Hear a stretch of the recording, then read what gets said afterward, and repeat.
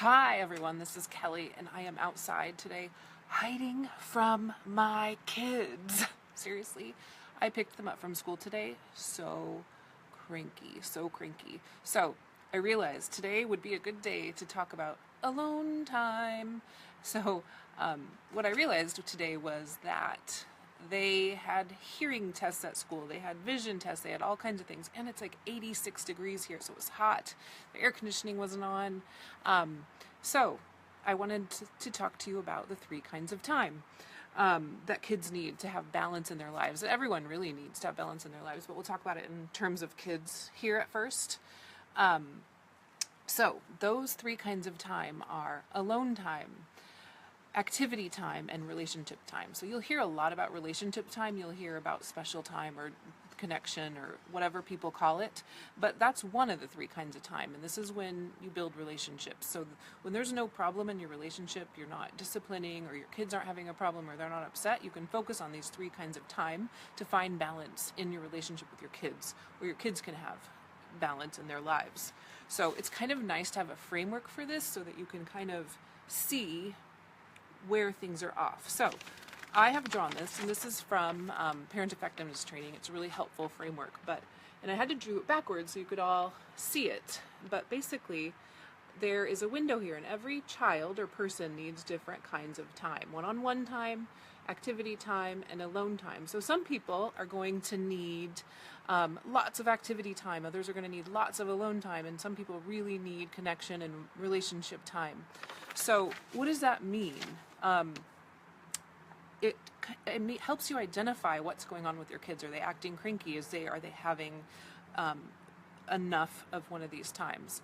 Or conversely, you can make sure that they're getting these kinds of time so that you prevent problems. Are they making they'll prevent negative bids for attention. So if you're doing one-on-one time, you're going to prevent them doing things to get your attention in a negative way, pulling on your hand or fighting with their brothers just to get your attention.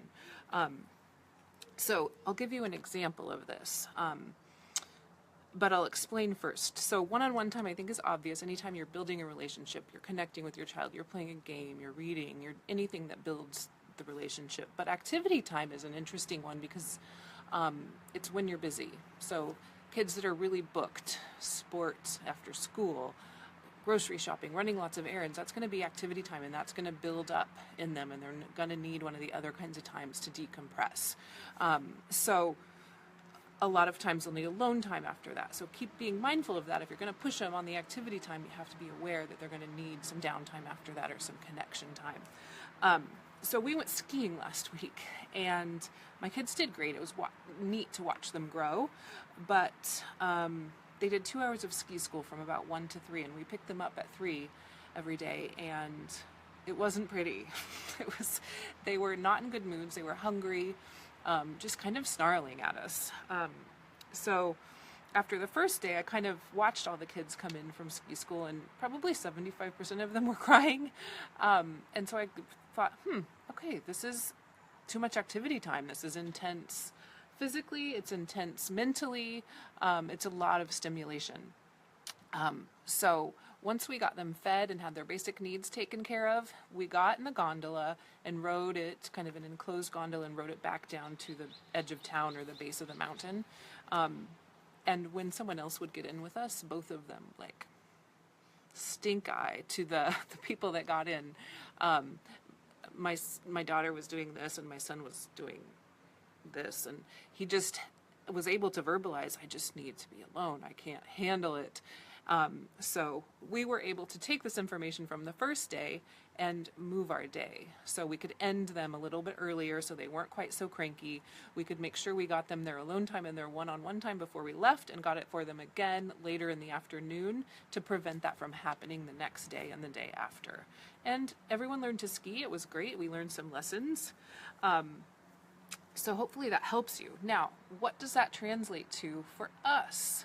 So I hear a lot of moms and dads say, it's just crazy having little kids under 5 that aren't in school. It's just a lot. I never get time to myself. I never get time with my wife. Right. You've got too much activity time. So that's tricky to balance. But if you know in this framework what you need, you can be a better parent. If you're get more one-on-one time and get a little bit of alone time so that you minimize your activity time, you're going to be a better parent. Conversely, my kids are both back in school, and my days shifted. So now I get lots of alone time and lots of activity time, but not a lot of one-on-one time. So friendships drifted off because a lot of those were built on having kids, and we would play dates and that kind of thing. And now what happened? So I'm working on connecting again with my friends because I know that's lacking in my life, and that helps. That makes it so that I don't feel like I have as much energy. I don't feel as energized and connected to other people. So hopefully that helps you.